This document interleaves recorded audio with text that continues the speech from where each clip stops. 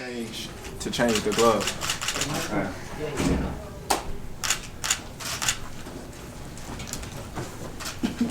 Any more questions? How surprised were you that he wanted to trade blows with you in the center of the ring for 3 rounds like that? Well, that's how he fight. You know, he's normally used to, you know, coming forward, standing toe-to-toe with people and breaking their will, and that's how he get most of his knockouts, you know, trading with a guy. But the other day you said you wanted to come in here and look good. Did you feel like you accomplished that tonight? For sure, for sure. I had a little ring rust in the beginning of the couple of rounds, you know, but after, you know, I set in and settled down, you know, I felt like everything was, you know, going my way like it was planned. What changed for you a little bit in the 4th round? Toward the end of it, you started getting a little more in. Did you feel the energy of the crowd carrying you a little bit there too at the end of the 4th? Well, yeah, but like I always say, you know, the crowd is a blessing, but at the same time, the crowd can be a curse. So, you know, I try not to get too caught up in the crowd. You know, I try to just focus on the task at hand. What were you starting to see different toward the end of the 4th round that you could maybe attack and get in there a little more? Because it just seemed to build until that last shot. Well, I was breaking them down with the body shots, you know, the stab to the body, the hooks to the body. So, you know, I knew I was breaking them down, you know, and I knew it would be, you know, a short night when I catch them to the head. Is there a good message for the boxing community about how Omaha will show up? And well, I think everybody know that. You know, when you look at the history of me fighting in Omaha, it's always a big crowd. You know, so I don't think this is the biggest crowd. I would say, you know, over what 14,000, 13, 14,000. So you know, they really came out to see this. They really came out to see this. So. But how does it feel to just get this one out of the way and over with after being off for a year and proving that you still got it and you're still on top? Did this say anything? That's, you know, that's what I wanted. You know, like I said, I kept saying that I wanted to fight this year. You know, I don't want to be out the ring for over a year. You know, and you know that's what I'm trying to get back to is fighting on a constant basis. Can you take us through the end of the 6th round there where you got to him? What did you see?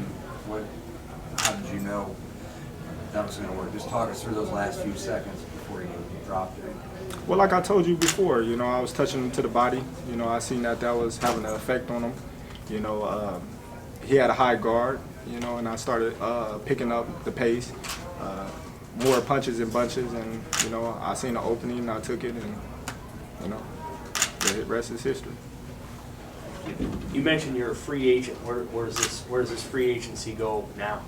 Wherever the sky take me, you know, I'm willing and able to do business with whoever, you know, be okay. You know, they was kind enough and blessed me with the opportunity of bringing another fight back to Omaha, Nebraska, and I appreciate them for that. And you know, who knows if they bring me another offer or something that me and my team agree upon. You know, of course, you know, we're gonna entertain it.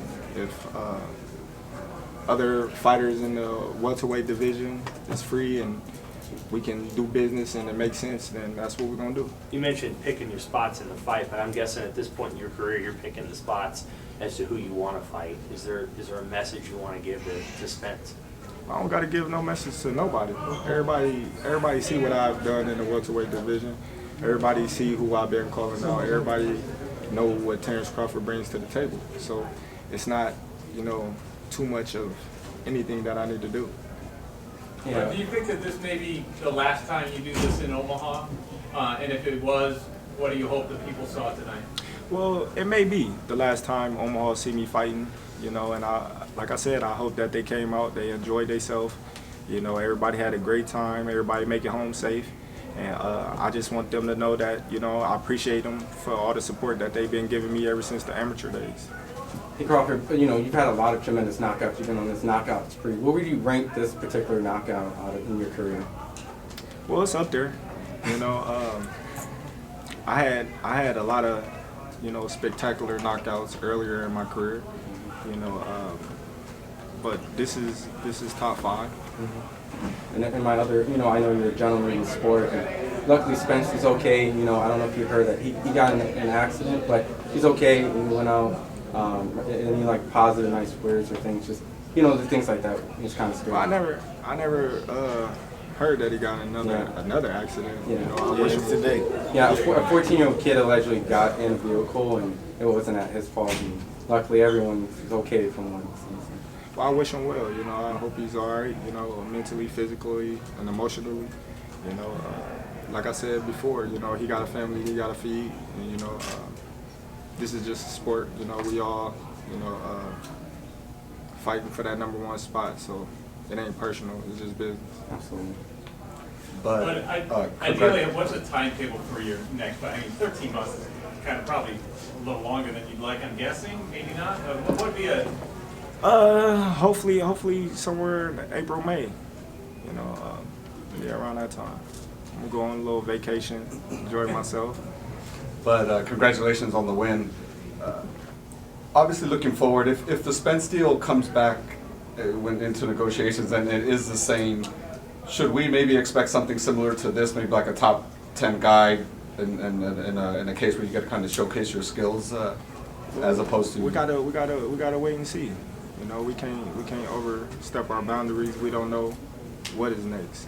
So we just gotta go to the drawing board and my phone stay on. And, we ready for whoever. If they come back and maybe it isn't Spence because of that deal has to whatever is different. Do you think the Jermell negotiations because I know you and Jermell have been kind of going back and forth. Do you think a Jermell Charlo negotiations will go different than the Earl Spence? Obviously, kind of same people. I don't know. I don't know. I don't know. I can't speak for nobody else. I need to speak for myself. Okay, let's do 2 more. Terence, back over here. For you, and maybe Coach Womack could answer this as well, is there a timetable for you in terms of weight division? If you can't get the Spence fight during a certain time, there's a timetable where you're going to go ahead and try to move up? Y'all ready now? Because I'm tired of 47. I don't know. I feel like I can compete at 154. I feel like I'll be strong at 154 as well as 147.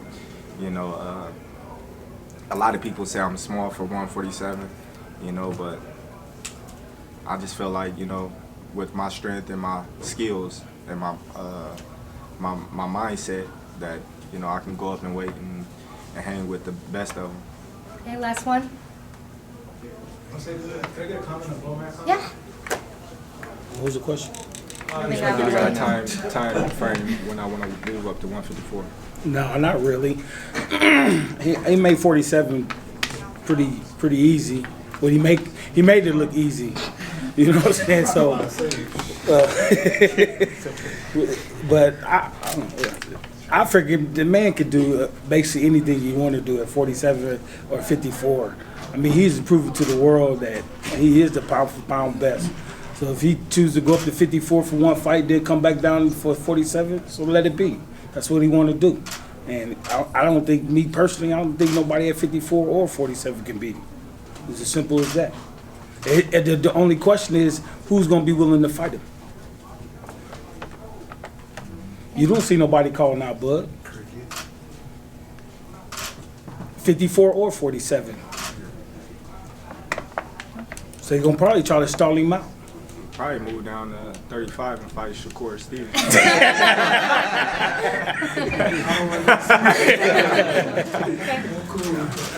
All right, Chris Ramsey. So that mindset you have mentioned earlier, if there was something you could share to those who are looking to grow up and then be in a higher elevation area compared to where they may see their parents, especially here in Omaha, what was something from your mindset in your life you could share with those trying to grow up in a better position? Well, I would just tell them, never take no for an answer. Always work hard for, towards their dreams and goals, and, just be hungry about everything about it, and, just never quit. Because me coming up, I had so many doubters, but that fueled me. You know, you can't make it from Omaha. You got to go to Vegas, or you got to go to California. You got to go to a boxing town. You know, boxing in Omaha, Nebraska. You know, I didn't heard it all. I had managers try to take me away from Omaha from the start. You know, and I looked at Bo and I said, man, we're gonna make it from here. You know, and that's what we did because we set our mind to it. We had a goal, we had a mission, and you know, we stuck to the game plan. All right, thanks, guys.